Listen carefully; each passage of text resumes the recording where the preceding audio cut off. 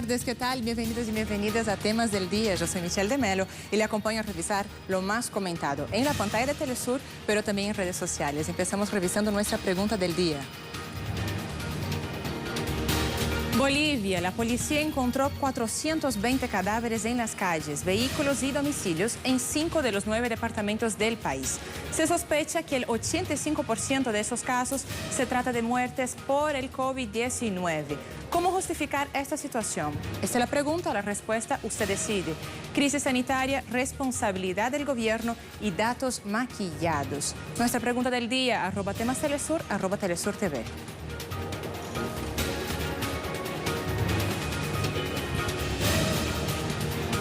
Y este miércoles el Senado de Chile debate el proyecto de ley para el retiro anticipado del 10% de los fondos de pensiones. Esta sesión ocurre bajo la mirada atenta de los sindicatos y más del 80% de la población del país que, de acuerdo a estudios de opinión, considera urgente la aprobación de esta medida. Este es nuestro primer tema del día.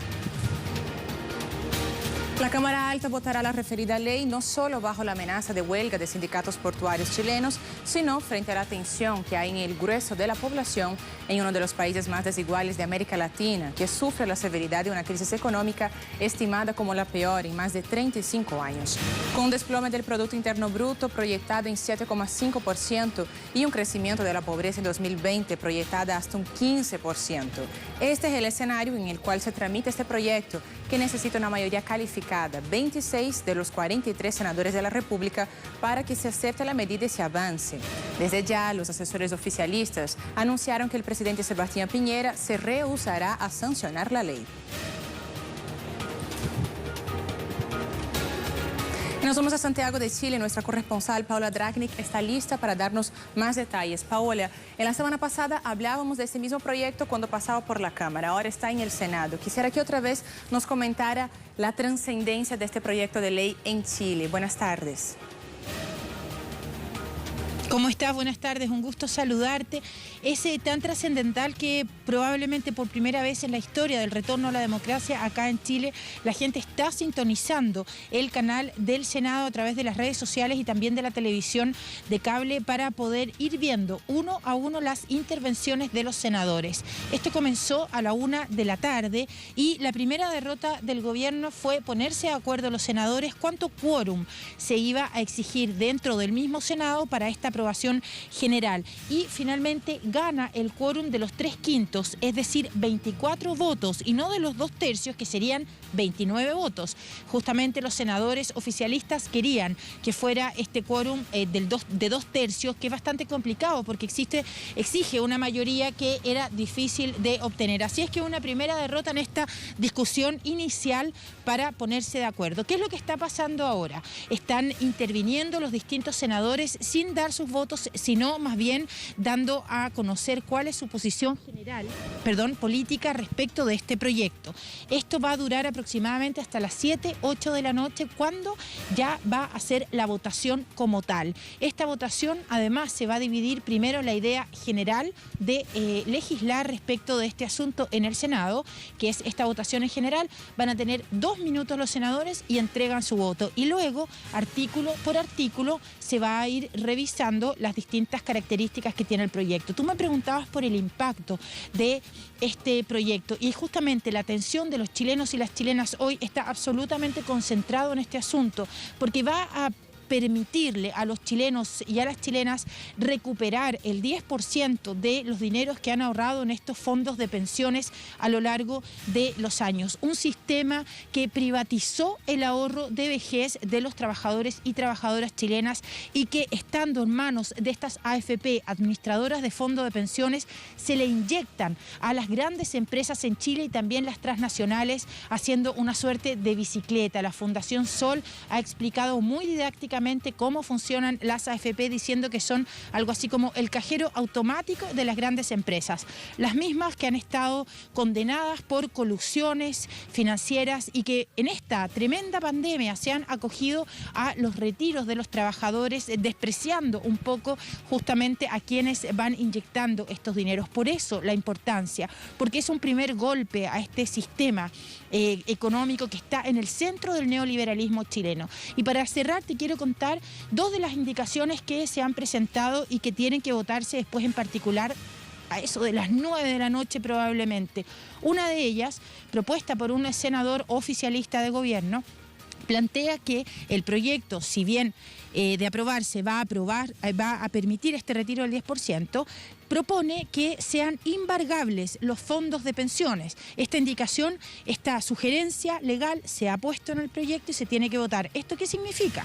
Que los fondos de pensiones entran como una suerte de embargabilidad, que el día de mañana, si Chile logra recuperar un sistema de capitalización colectiva, un fondo solidario, los fondos que ya están acumulados no se pueden traspasar, no se pueden tocar para otro sistema eventual. Estas indicaciones pequeñas que no se vieron en la Cámara de Diputados tienen que volver a la Cámara de Diputados, con lo cual el trámite legislativo puede alargarse muchísimo más. Estamos hablando que al 30 de junio del 2020, las administradoras de fondos de pensiones administraban una suma superior a los 200.000 millones de dólares. Esto equivale al 80% del Producto Interno Bruto de todo el país. Por eso es esta oposición férrea de los empresarios a que se haga este retiro. Sin embargo, la Fundación Sol entregó hoy día un estudio donde da cuenta que el impacto del retiro de este 10%, la verdad es que en las jubilaciones a futuro de los chilenos y chilenas va a ser prácticamente insignificante,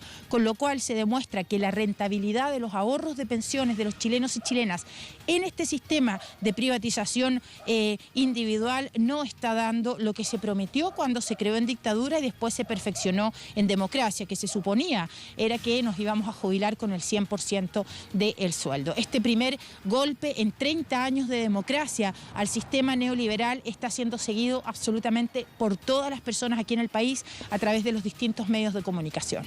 Bueno, nuevamente entonces los derechos del pueblo se convierten en un negocio dentro del sistema neoliberal. Paola, muchas gracias. Seguiremos al tanto de esta votación en el día de hoy. Gracias. Y hay reacciones. La Confederación de Sindicatos Bancarios y Afines también ratificó su apoyo al proyecto de retiro del 10% de los fondos de pensión. A través de un comunicado afirmaron que esta medida va en directo beneficio de los y las trabajadoras que han sido golpeados durante la pandemia y también va en la línea de la recuperación del derecho histórico a la seguridad social. Asimismo, manifestaron su rechazo frente a cualquier modificación o indicación que se quiera hacer en el Senado a este proyecto de ley, lo que iría en contra de la voluntad soberana del pueblo. Por último, expresaron lo siguiente: este proyecto marca un punto de inicio para el fin de las AFP, de esas asociaciones de fondo de pensión. Es por esto que, además del retiro, encontramos sumamente relevante la creación de un fondo colectivo solidario de pensiones que complemente nuestras pensiones de forma progresiva.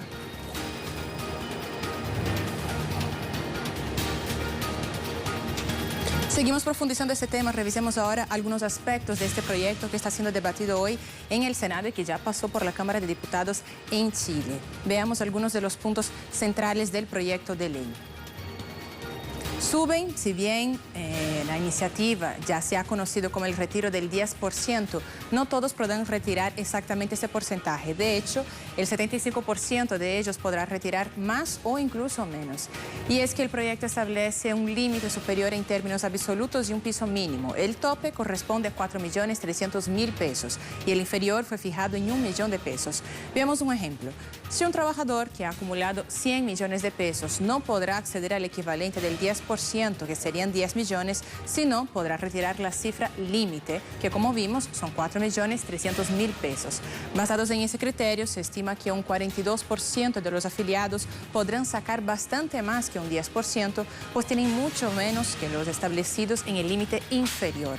Veamos otro ejemplo. Si alguien tiene 2 millones de pesos, podrá retirar hasta 1 millón, que es el piso establecido en este proyecto, lo que corresponde al 50% de lo que posee en activos retenidos en esos fondos de las AFPs.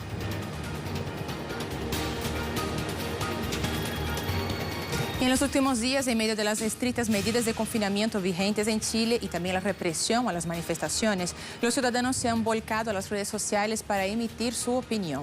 Veamos algunas reacciones en la red social Twitter. Marco Enríquez afirmó lo siguiente: es justo, urgente y además universal. No hay ninguna medida que le pueda competir hoy al retiro del 10% de los fondos de pensiones.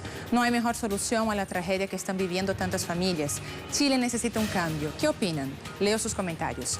También Gabriel Alemparte afirmó lo siguiente: en Chile, clase media está pésimamente mal definida. Es un segmento de profesionales, técnicos, muchos independientes que no tienen ayuda y que pagan por educación de hijos y salud con esfuerzo y muchas deudas. Esos quieren un 10% y para las estadísticas son ricos, están lejos de serlo en realidad. Por su parte, el senador por el Pacto Concertación y Juntos Podemos, Ricardo Lagos Weber, escribió lo siguiente: para quienes consultan, junto a senadores de oposición, apoyaremos el retiro del 10%. Creo que los sueldos altos en Chile, el 5%, tendrían que pagar impuestos, ya que podría ser una bicicleta tributaria y traspasar recursos a otras alternativas vigentes.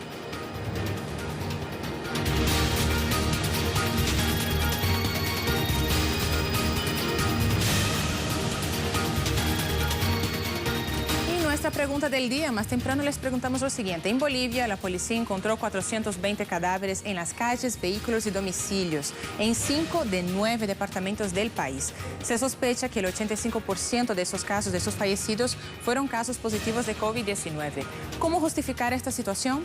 Esta es la pregunta, usted contesta: crisis sanitaria, responsabilidad del gobierno, datos maquillados. La pregunta del día, ahí usted encuentra @temastelesur, @telesurtv y @mediamelotelesur. Y nuestra imagen del día de hoy nos lleva hasta Hungría. Un rayo impacta contra la tierra este miércoles en Salgótarján. Con esta imagen hacemos una breve pausa.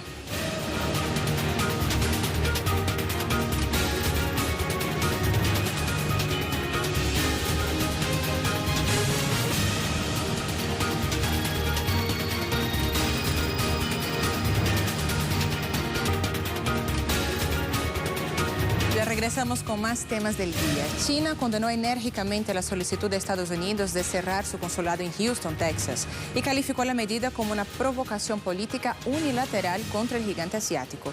Beijing señaló que tal medida socava las relaciones chino-estadounidenses y este es nuestro segundo tema del día. La Cancillería de China informó que la Casa Blanca pidió el cierre de la sede consular en Houston en un lapso de 72 horas. Beijing ha condenado enérgicamente esa decisión y ha pedido a Washington que revoque la medida, al tiempo que sugirió que respondería con reciprocidad. Autoridades del gigante asiático indicaron que la relación con la Casa Blanca se ha desplomado durante la pandemia del nuevo coronavirus, ya que el presidente de Estados Unidos, Donald Trump, busca justificar su gestión sanitaria por la propagación del virus, según afirman autoridades chinas. La decisión es una provocación política unilateral hecha por los Estados Unidos, que viola gravemente el derecho internacional, las normas básicas de las relaciones internacionales, así como las disposiciones relevantes del Tratado Consular China-Estados Unidos. La parte estadounidense está saboteando deliberadamente las relaciones China y Estados Unidos, que no es razonable. China condena enérgicamente la decisión e insta a la parte estadounidense a que retire inmediatamente la decisión equivocada. De lo contrario, China tomará las contramedidas legítimas y necesarias. De igual forma, Beijing afirmó que Washington ha promovido la escalada de tensiones entre ambos países. Escuchemos.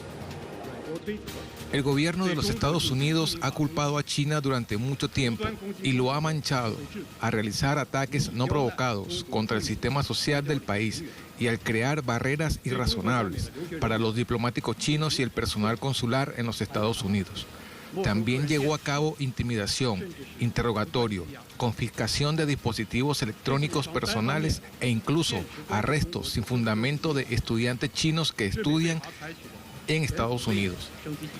El anuncio unilateral de los Estados Unidos sobre el cierre del Consulado General de China en Houston es una acción mejorada que intensifica las tensiones entre China y los Estados Unidos a un nivel sin precedentes. Y para saber más, nos vamos a Beijing con nuestra corresponsal Iranzi Peraz. Iranzi, bienvenida. Saludos, colega. Pues efectivamente las relaciones entre China y los Estados Unidos entran cada vez en un terreno más peligroso y durante esta jornada China denunció que los Estados Unidos sabotea los nexos bilaterales y también viola deliberadamente los protocolos diplomáticos al ordenar de forma unilateral el cierre inmediato del consulado chino en la ciudad de Houston. Como sabemos, ayer la Casa Blanca ordenó al consulado chino cesar de manera inmediata sus operaciones y dio plazo hasta el próximo viernes para que los funcionarios diplomáticos chinos abandonen el país. China, por supuesto, ha dicho que se trata de una provocación sin precedentes y el vocero de la Cancillería china, Wang Wenbin, llamó a Washington a que se retractara de esas decisiones erróneas o de lo contrario el gigante asiático tendrá que responder a esas acciones con las represalias legítimas y necesarias. También aseguró que esta orden de cerrar el consulado chino en un periodo tan corto de tiempo añade aún más presión, incrementa la escalada de presiones que sufren China y sus funcionarios diplomáticos en la nación norteña. Las autoridades de Beijing han rechazado todas esas acciones y también los constantes intentos de los Estados Unidos por estigmatizar el sistema político y social de China, por acosar a sus diplomáticos en suelo estadounidense, también por apresar, interrogar e incluso requisar las pertenencias electrónicas, los equipos electrónicos que pertenecen a los estudiantes chinos en los Estados Unidos. Este último incidente, debemos decir que sumado a los constantes problemas que están teniendo las dos potencias, sobre todo por las intromisiones de la Casa Blanca en temas sensibles y de índole interna para China, como son Hong Kong, la isla de Taiwán, los asuntos del Tíbet y también de Xinjiang, pues este último incidente añade aún más presión a los nexos entre las dos potencias que, de acuerdo con el canciller chino Wang Yi, se encuentran en su peor momento de la historia, y también aseguró que con estas acciones provocativas Washington empuja a las relaciones con China a una nueva guerra fría. Pues hasta aquí toda la información. Nosotros, por supuesto, seguiremos al tanto de todos los detalles. Iranzi, muchísimas gracias. Y mientras aumentan las tensiones en el ámbito internacional, Estados Unidos también vive un estallido social interno. En la ciudad de Portland, estado de Oregon, agentes federales continúan su despliegue tras reprimir de forma violenta las manifestaciones contra el racismo. Oficiales de la Policía Federal continuaron ampliando el dispositivo de seguridad en las vías que comunican las ciudades de los estados de Oregon y Washington.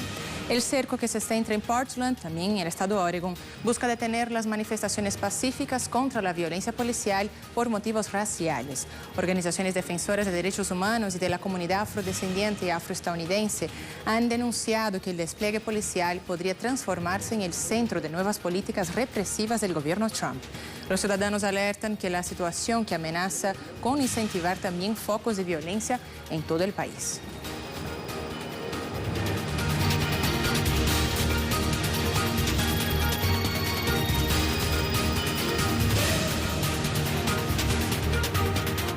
Hablamos ahora de otros temas que también se notician el día de hoy, el tema en un tuit. Y empezamos en Brasil, mi país, con André Vieira.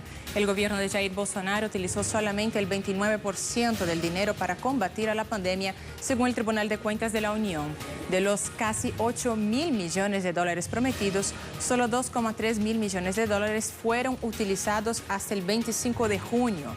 El país ya tiene 81.487 fallecidos por la COVID-19.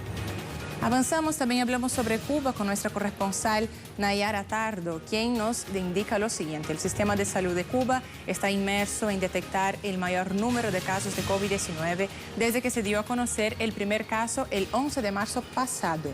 La isla caribeña trabaja de manera ardua en un plan gubernamental para frenar la propagación del virus. Y ahí escuchemos el reporte completo de Nayara Tardo. El Ministerio de Salud Pública de Cuba reportó otra jornada sin fallecidos por COVID-19 en la isla caribeña, y aunque se produjo un leve aumento de los casos en comparación con días anteriores, las autoridades sanitarias reiteran que desde el pasado 11 de marzo, cuando se dio a conocer el primer paciente en el país, Cuba trabaja de manera ardua en un plan gubernamental para frenar la propagación de esta enfermedad. Este miércoles, el Ministerio de Salud reportó 13 nuevos casos de COVID-19 y anunciaron también que en estos momentos el número de personas recuperadas del virus supera ya los 2.300 200 pacientes. El director nacional de epidemiología, Francisco Durán García, insistió en que la población debe mantener las medidas sanitarias, aunque el país transita por un escenario favorable con 13 provincias y el municipio especial Isla de la Juventud en la fase 3 de la recuperación, mientras La Habana permanece en la fase 1, lo que implica reforzar todas las acciones para no incrementar el número de personas positivas. El doctor Durán aseguró además que el sistema de salud de Cuba está inmerso en estos momentos en detectar el mayor número de casos de COVID-19 para frenar la propagación de la pandemia, pero en ocasiones en muchos pacientes contagiados es imposible detectar cuál fue su fuente de infección. En este sentido, el epidemiólogo cubano aseguró que el país concibió varias estrategias de estudios poblacionales, como las llamadas pesquisas activas, en la cual profesores y estudiantes de medicina visitan los hogares de todo el país preguntando si hay alguien en la casa con síntomas febriles o relacionados con el coronavirus. La mayor de las Antillas está inmersa en una etapa de recuperación de la COVID-19 a la que también han sumado o han comenzado a implementar nuevas medidas económicas para frenar los efectos internacionales de la pandemia. A esto se suma también el bloqueo económico impuesto por el gobierno de los Estados Unidos. Y avanzamos, nos vamos a Moscú con nuestra corresponsal Lisandra Andrés. Rusia y Turquía trabajan para garantizar el cese de los enfrentamientos en Libia entre el Ejército Nacional y el Gobierno de Acuerdo Nacional reconocido por la ONU. Una situación que ha empeorado desde abril de 2019 y donde actualmente se puede producir una nueva escalada de tensiones. Esa es la información, el tema en un tuit. También hablemos de España, seguimos ahí en el continente europeo, una comisión de reconstrucción. El Congreso aprueba la propuesta sanitaria, económica de la Unión Europea, pero rechaza la propuesta social y de cuidados. Así nos informa nuestra corresponsal Adriana Cardoso. Escuchemos.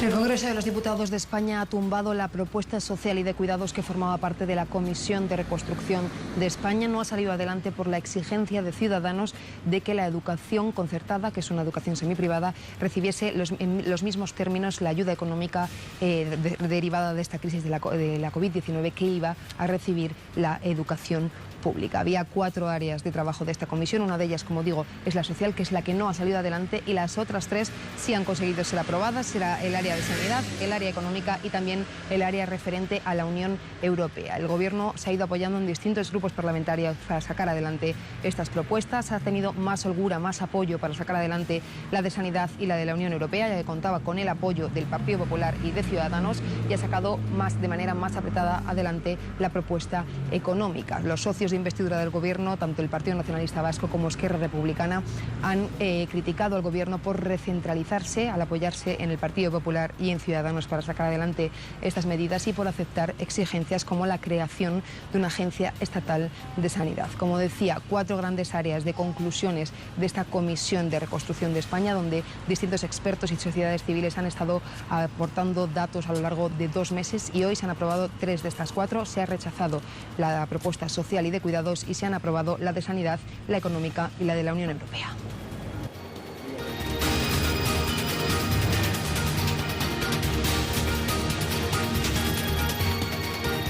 Avanzamos y nuestro tema en desarrollo se genera en Bolivia, aquí en el continente. El órgano electoral plurinacional boliviano dio un plazo de 48 horas a la organización política Movimiento Socialismo, instrumento político para la soberanía de los pueblos, el MAS y PSP, de responder a la denuncia hecha en su contra por una supuesta difusión de datos en materia electoral. Desde La Paz, nuestro corresponsal Freddy Morales nos amplía la información. Freddy, bienvenido. Los movimientos sociales advirtieron con asumir medidas de presión si los sectores de la derecha consiguen su objetivo de suspender las elecciones del 6 de septiembre. Los dirigentes de organizaciones campesinas, obreras y de otros sectores que integran el llamado Pacto de Unidad, que apoya al movimiento al socialismo, en rueda de prensa hicieron conocer su decisión de luchar porque los comicios se realicen el 6 de septiembre y explicaron que eso es fundamental para contar con un gobierno legítimo y democrático que supere las actuales falencias de administración y corrupción de la administración transitoria. Entre tanto, avanza la masiva campaña de los sectores de la derecha, incluido el gobierno de facto, para que se suspendan los comicios, con el añadido de que se anule la personería jurídica del movimiento al socialismo y su candidato Luis Arce, que lidera las encuestas de tendencia de voto, quede fuera de carrera. El más reciente recurso en ese sentido son por lo menos 4 demandas contra el candidato del MAS con el argumento de que incurrió en delito electoral al haber comentado encuestas de tendencia de voto. Las demandas presentadas al Tribunal Electoral pasan por alto que el proceso electoral está en suspenso desde marzo pasado, debido a la pandemia. Y según la ley que define las elecciones para el 6 de septiembre, se restablecerá el proceso electoral el 23 de este mes de julio, es decir, 45 días antes de la elección. La lógica básica dice que si no hay proceso electoral, no se puede cometer delito electoral. Pero si esto fallara, la derecha tiene 60 procesos abiertos contra anteriores autoridades de gobierno y su candidato en la justicia ordinaria, y otras demandas ante el Tribunal Electoral por supuesto fraude. Muchas gracias, Freddy. Bueno, además de todo ese contexto previo a las elecciones y del intento, además del gobierno de facto, de impedir al MAS, quien es el favorito de disputar las elecciones, también tenemos un escenario de crisis sanitaria. Justamente sobre eso les hicimos una pregunta, la pregunta del día al inicio del programa. Les decimos lo siguiente: Bolivia. En Bolivia, la Bolivia micropolítica encontró 420 cadáveres en calles, vehículos y domicilios en 5 de los 9 departamentos. Y se sospecha que el 85% se trata de casos de COVID-19. ¿Cómo justificar esa situación? Nosotros preguntamos y ustedes contestan. Crisis sanitaria, el 16,2% afirmó que sí, una crisis sanitaria. El 66,5% afirmó responsabilidad del gobierno de facto. Ya el 17,3% dijo datos maquillados.